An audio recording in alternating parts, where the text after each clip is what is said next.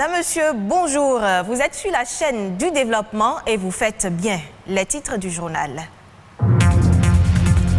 Le Bénin va plutôt bien, même s'il faut poursuivre les efforts en vue de satisfaire l'essentiel des besoins de base. Le chef de l'État l'a affirmé hier lors de son discours sur l'état de la nation. Retour sur les grandes lignes dans ce journal. Malgré la crise sanitaire liée au coronavirus, les Béninois se préparent pour entrer dans la nouvelle année. L'ambiance n'est pas comme celle des années précédentes. Le constat à suivre. La cohabitation entre humains et animaux est l'une des pratiques courantes dans nos sociétés. Une proximité qui peut avoir des conséquences sur la santé. Un vétérinaire nous en parle.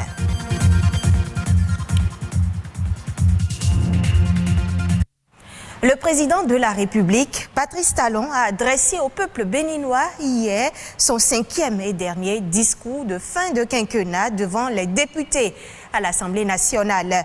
À travers son message, le chef de l'État a présenté un bilan des résultats de sa gestion. Selon Patrice Talon, beaucoup de progrès ont été enregistrés et le Bénin accroît ses indices de performance. Retour sur les grandes lignes du discours du chef de l'État avec Patrick Adjaboudjou. Des avancées remarquables sont enregistrées dans tous les secteurs d'activité en 5 ans de gestion du pouvoir par Patrice Talon.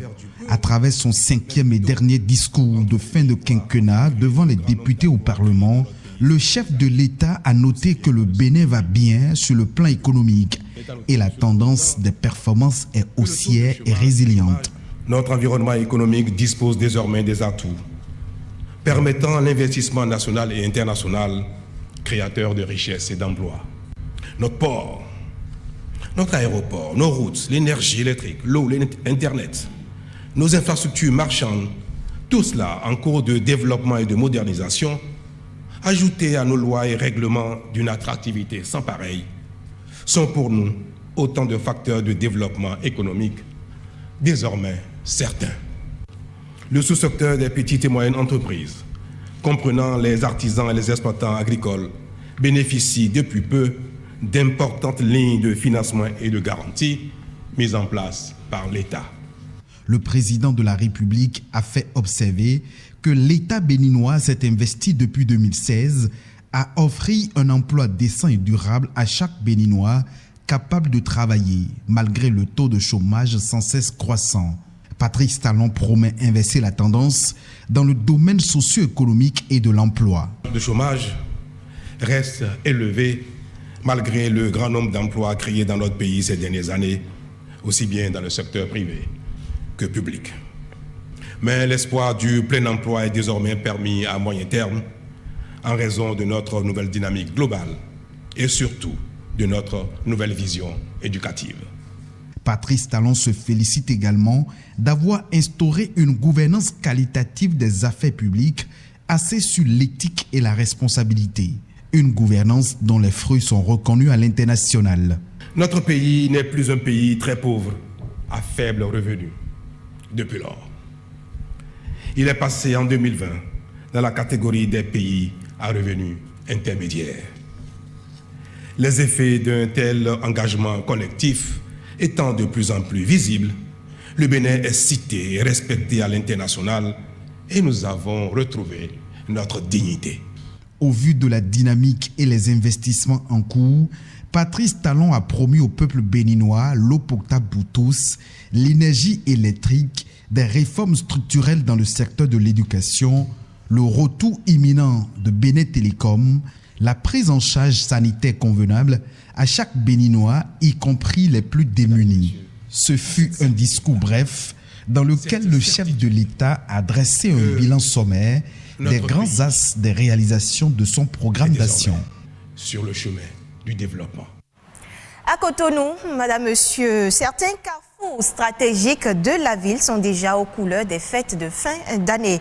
2020 a été particulièrement une année difficile pour tous en raison de la pandémie de Covid-19. Cette crise sanitaire a-t-elle un impact sur ces fêtes de fin d'année? Nadège Omoladé-Sani et Calvador Awanou sont allés faire le constat. Cotonou à quelques jours du Nouvel An. L'ambiance dans la ville en cette fin d'année 2020 n'est pas celle qu'on retrouve habituellement en cette période de l'année. Pas de stand de vente de boissons, d'amuse-gueule ou d'autres gadgets annonçant les couleurs pour les fêtes aux abords des grandes rues. Seuls les carrefours ont été pris d'assaut par certaines structures pour y mettre des enseignes lumineuses et mieux faire connaître leur structure. La Covid-19 n'a pas affecté que la santé des populations, elle a aussi eu par endroits des impacts sur la célébration des fêtes de fin d'année. Le Covid-19 a ralenti un peu la fête concernant les distractions pour aller à la plage, aller dans les restaurants, dans les boîtes de nuit, tout ça s'est coupé. C'est pas de cette manière que les Béninois fêtaient. D'abord, ça a eu d'impact sur toutes les activités économiques au pays. Donc du coup, le pouvoir d'achat a baissé. Et sans l'argent, on n'arrive pas à bien fêter. Les gens font avec. Il n'y a pas eu d'ambiance dans la ville.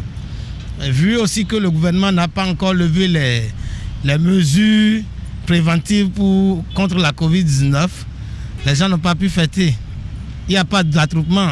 Il n'y avait pas de lieu de fête ouvert. Voir l'année nouvelle, malgré les moments difficiles traversés au cours de l'année qui s'écoule, est une grâce pour certains.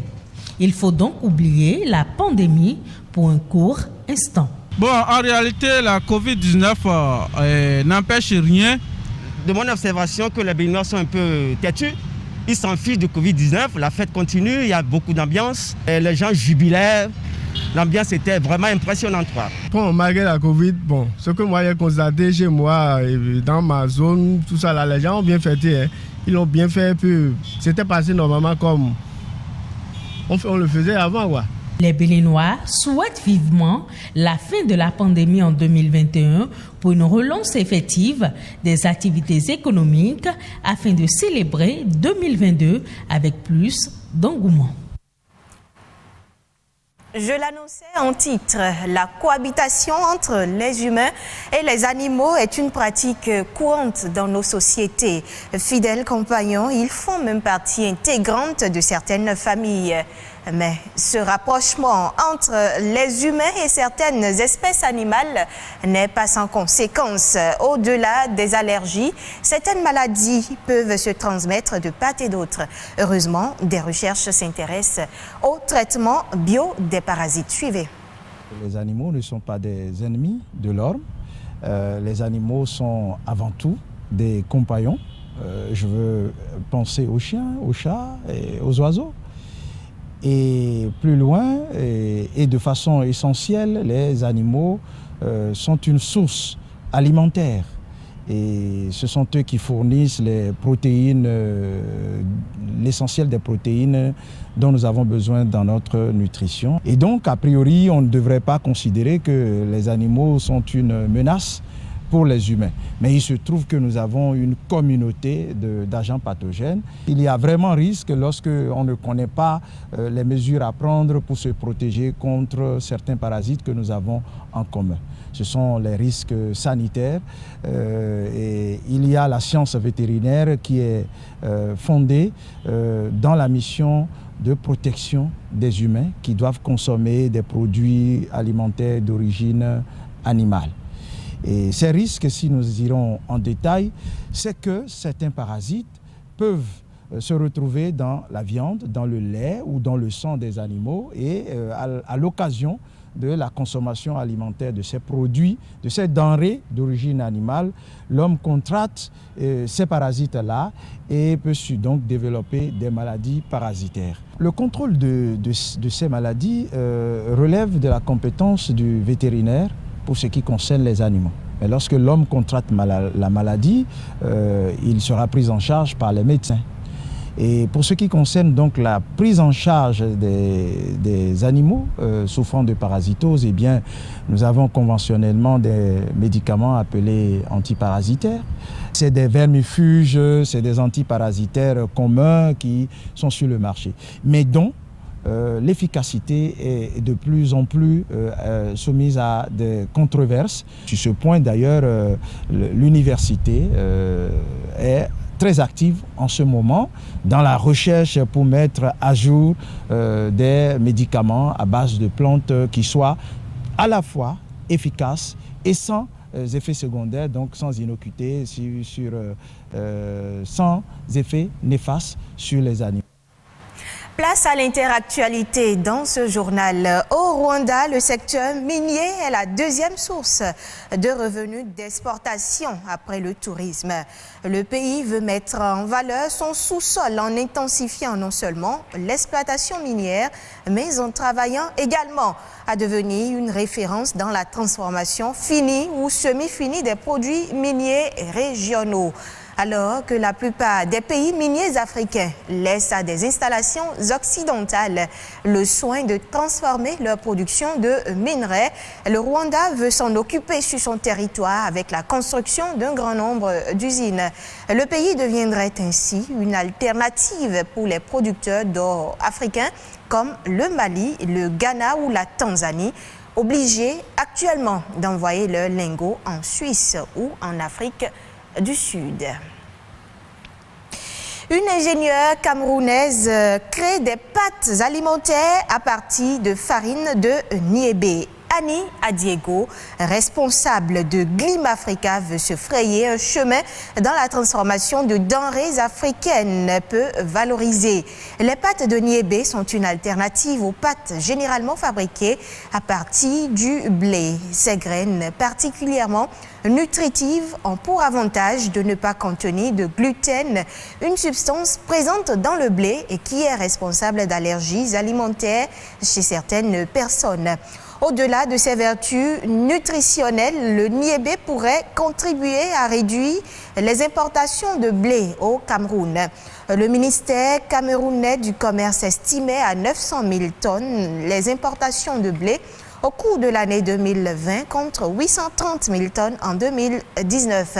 Pour réduire ces chiffres, le pays expérimente la culture de certaines alternatives à ce produit au niveau local. Glim Africa s'inscrit donc dans les efforts du gouvernement pour privilégier les matières premières et les produits fabriqués localement. C'est la fin de cette édition que vous pouvez suivre de nouveau sur le site web de l'ORTB, www.ortb.bj. Merci d'avoir été des nôtres.